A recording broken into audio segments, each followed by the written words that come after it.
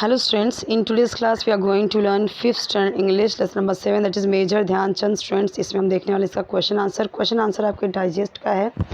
तो चलिए देखते हैं, जो मुझे कमेंट्स आ रहे हैं वही मैं प्रोवाइड कर रही हूँ आपके लिए, ठीक है। सो चलिए देखते हैं।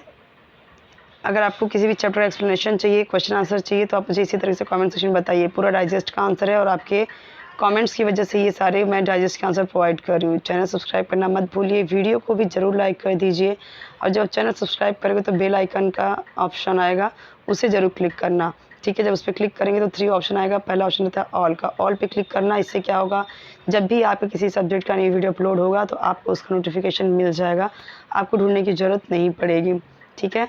तो पहले तो देखिए यहाँ पे जो टफ वर्ड्स हैं उसके मीनिंग दिए गए हैं। वाटर लॉक्ड का मतलब क्या होता है, जब बहुत बारिश हो जाती है तो पूरा पानी सब जगह भर जाता है, फ्लडेड हो जाता है, ठीक है, उसको बोलते हैं वाटर लॉक्ड, यानी पूरा पानी जमा हो जाता है।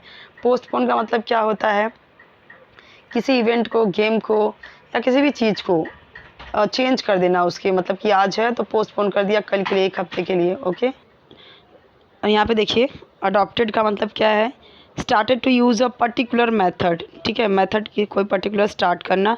नॉवेल मीन्स यहाँ का मतलब है न्यू, ठीक है।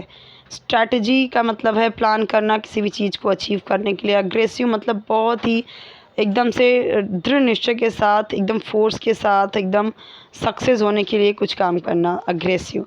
रेजिस्टेंस मतलब स्ट्रॉन्ग अपोजिशन टू समथिंग, किसी चीज़ के लिए रेजिस्ट करना यानी अपोजिट होना किसी चीज़ के लिए। अ फर्म फुटिंग मतलब क्या होता है, strong and in control, strong होना और कंट्रोल में होना। स्पाइक्स मतलब क्या होता है, metal points attach to the sole of a shoe to prevent one from slipping while running, दौड़ने के लिए ये एक शूज़ होता है। स्पाइक्स क्या होते हैं, मेटल्स होता है जो कि जो शू होते हैं ना, जूते होते हैं, उसके सोल में लगा रहता है ताकि वो दौड़े तो वो स्लीप ना करे।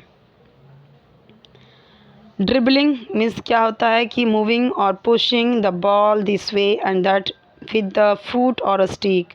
ड्रिबलिंग करना मतलब मूव करना बॉल को। ये मैं आपको क्यों समझा रही हूँ, क्योंकि चैप्टर समझने के लिए इंपॉर्टेंट है और टफ वर्ड्स की मीनिंग भी पूछता है। तो आप सेंटेंस का फॉर्म कर पाते हो जब आपको वर्ड्स के मीनिंग पता होते हैं, तब आप अच्छे से सेंटेंस फॉर्म करके आंसर लिख सकते हो, ठीक है। फ्रूटलेस का मतलब क्या होता है, कोई रिजल्ट यूज़फुल ना होना, ठीक है। फ्रस्ट्रेट का मतलब फीलिंग अनॉयड, मतलब एकदम से टेंस हो जाना। जो अगर आप जो चाहते हो वो अचीव नहीं कर पाते तो हम फ्रस्ट्रेट हो जाते हैं, टेंशन में आ जाते हैं एकदम से। Resorted to means the act of using something generally bad और unplesant because nothing else it possible. Resorted to का मतलब, रिसॉर्टेड का मतलब क्या होता है यहाँ पे कि जनरली कोई चीज़ अनप्लेजेंट लगना, अच्छा नहीं लगना, बुरा लगना, क्योंकि नथिंग एल्स इज़ पॉसिबल, ठीक है। पाउंस्ड का मतलब moved suddenly forward in order to attack. Pounce करना का मतलब क्या होता है, आगे किसी चीज़ को मतलब अटैक करना, ठीक है। Spell bound with your attention completely held by what you are watching. Spell bound का मतलब क्या होता है, पूरा अटेंशन, आप जो देख रहे हो उस पर पूरा अटेंशन दे देना। Legacy means something done earlier और लेफ्ट बिहाइंड बाय समवन, कुछ किया जाना, ठीक है, पहले जो हो गया या फिर अपने पीछे छोड़ जाना उस चीज़ को, उस रिकॉर्ड को, ठीक है। Now charismatic means attractive, okay. अभी हम आ जाते हैं क्वेश्चन आंसर पे। ये बहुत इंपॉर्टेंट था एक्सप्लेन करना, that's why I explain it. Now question answer देखते हैं। What could be the reason for Hitler's presence at the stadium. उस टाइम पे हिटलर आया था स्टेडियम में, क्यों आया था, तो जर्मनी यहाँ पे श्योर था अपनी विक्ट्री को लेके, इसीलिए शायद वहाँ पे हिटलर भी खुद आया था मैच को देखने के लिए। Why was the Indian team under pressure, वो प्रेशर में क्यों थे, तो यहाँ पे देखो आंसर, इंडियन टीम इसलिए प्रेशर में थे क्योंकि वो जर्मनी से हार चुके थे प्रैक्टिस मैच में। सो यहाँ पे वो और गीले ग्राउंड में, वेट ग्राउंड में वो कंफर्टेबल नहीं थे, right. How many people had gathered in the stadium, about 40,000, 40,000 लोग उस स्टेडियम में कलेक्ट हुए थे, इकट्ठे हुए थे।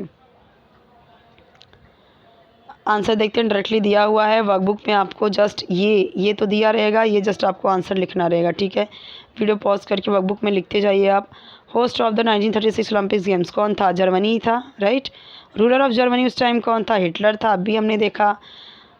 कौन कंफर्टेबल नहीं था गीले ग्राउंड में? इंडियन टीम, वो भी हमने जस्ट देखा अभी। Score the first goal in the match, किसने बनाया था? रूप सिंह ने बनाया था। Captain of the Indian team कौन थे? ध्यानचंद थे इंडियन टीम के कैप्टन। अब यहाँ पे देखो आपको पूछा गया है, इसी तरीके से आपको मीनिंग पूछा जाएगा क्वेश्चन आंसर में, क्वेश्चन पेपर में, एग्ज़ाम में। तो देखो ये सब तो मैंने बता ही दिया है आपको, ऊपर में मैंने पढ़ाया, तो इसको आपको समझना है, जस्ट मैंने समझा दिया पहले से। आंसर डायरेक्टली दिया गया है, आपको कैसे आएगा क्वेश्चन, इस तरीके से दिया रहेगा। वर्ब्स को अंडरलाइन करना है, ठीक है। तो जैसे ये पूरा सेंटेंस दिए गए हैं, आपको जस्ट क्या करना है, जो वर्ब होता है उसे आपको अंडरलाइन करना है। तो जैसे अब देखो, इट तो सब्जेक्ट हो गया, और ये हैड रेंड क्या हो गया? वर्ब हो गया। हैड भी वर्ब ही होता है, लेकिन ये हेल्पिंग वर्ब होता है, ठीक है। Rain, started, found, had adopted, was offering, ये सब के सब क्या है? हेल्पिंग वर्ब, सॉरी, ये और ये हेल्पिंग वर्ब है, और बाकी ये जितने भी एक्शन वर्ड्स हैं they are main verb, okay. चलो आगे देखते हैं। Use the following phrases in your own sentences. Be sure of, I was sure of doing well in the exams. Try one's level best, तो यहाँ पे देखो आपको खुद से ये जो फ्रेजेस दिए गए ना, ये फ्रेजेस हैं। फ्रेजेस में आपको सब्जेक्ट्स नहीं दिखेंगे, सब्जेक्ट नहीं होता, और यहाँ पे फुल स्टॉप नहीं होता। तो यहाँ पे इसको आपको अपने सेंटेंस में बनाना है। तो यहाँ पे देखो सेंटेंस बनाया गया है, यहाँ पे क्या बी श्योर ऑफ का क्या बनाया गया है? आई वॉज श्योर ऑफ कि एग्ज़ाम में अच्छा होगा, ठीक है। ओके चलो नेक्स्ट देखते हैं। अभी यहाँ पे नेक्स्ट पैराग्राफ दिया गया है, उसी से रिलेटेड क्वेश्चन आंसर है। पिक्स सारे बहुत ही क्लियर हैं, एक एक क्वेश्चन आंसर अच्छे से दिख रहा है, एक एक वर्ड्स अच्छे से दिख रहा है। Why difficulty did Dhyanchand face while playing, how did he overcome it. तो ध्यानचंद ने क्या डिफ़िकल्टीज़ फेस की खेलते टाइम, और उन्होंने इस पर ओवरकम के लिए क्या सोचा। तो ध्यानचंद का जो स्पाइड शूज़ था वो कैसे था? डिफ़िकल्ट दे रहा था उनको, ठीक है, प्रॉब्लम क्रिएट कर रहा है उनको तेज़ दौड़ने में, क्योंकि जो वेट ग्राउंड था उस पर उसने दौड़ने में वो प्रॉब्लम क्रिएट कर रहा था। इसलिए उन्होंने उसका क्या सोल्यूशन निकाला? उन्होंने अपने ही removed his socks and shoes, उन्होंने दोनों ही निकाल दिए, अपने जो भी शूज़ सॉक्स थे वो निकाल दिया, और बेयर फुट यानी बिना जूते चप्पल के वो ऐसे ही दौड़ने लगे। Why did Dhyanchand not score all the goals himself, उन्होंने खुद सारे गोल्स क्यों नहीं किए जबकि वो कर सकते थे। तो देखो वो सेल्फिश, मतलब यहाँ पे कहने का मतलब कि वो स्वार्थी नहीं थे, सेल्फिश पर्सन नहीं थे, बिल्कुल भी वो सेल्फिश नहीं थे, इसीलिए उन्होंने पूरे स्कोर नहीं किए गोल खुद। वो बहुत ही जनरसली उन्होंने क्या किया, दूसरे प्लेयर्स को भी उन्होंने ट्राई किया, जो players in the D to score goals, उन्हें भी मौका दिया।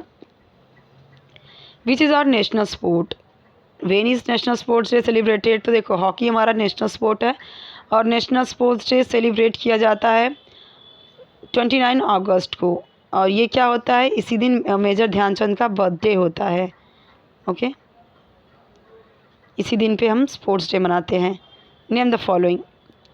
Did not let the passes go waste, ये डब्ल्यू है, ठीक है। So players in the D, pounced on Dhyanchand and hurt him, तो कौन? German goalkeeper. तो इसने क्या किया था, ध्यानचंद के पैरों पे इसे पाउंस किया था और उन्हें हर्ट किया था। Third time winners of the Olympic gold medal for hockey कौन थे? तो इंडियन टीम थी। Guess the meaning of the following words, हम देख चुके हैं इसे, ठीक है। बेयरफुट मतलब कि पैरों में कुछ ना पहनना, नंगे पाँव। फ्रूटलेस का मतलब कि कुछ भी रिजल्ट ना आना। पाउंस का मतलब सडनली अटैक करना पैर पे आके, ठीक है, आगे से आके अटैक कर देना। अंडरलाइन द वर्ब्स, वापस से वही चीज़ें हैं, जो वर्ब्स हैं उनको यहाँ पे अंडरलाइन किया गया है, आप देख सकते हो।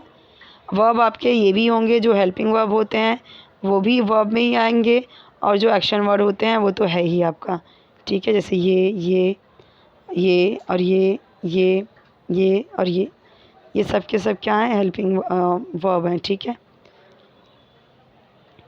फ्रेजेस दिए गए हैं, ओन सेंटेंसेस में सेंटेंस बनाना है। एट एनी कॉस्ट का मतलब होता है किसी भी कीमत पर, एट एनी कॉस्ट। तो we were told by our coach to win, we are told by, हमारे कोच ने बोला हमें किसी भी कीमत पे जीतना है। Turn down the offer, my never turn down my offer of help. चलिए नेक्स्ट क्वेश्चन देखते हैं यहाँ पे।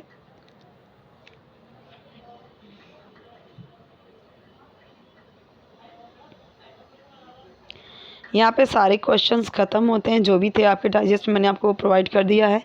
आपने जो कमेंट्स किए हैं, जो आप कमेंट्स कर रहे हो वही मैं यहाँ पे बना रही हूँ, ठीक है।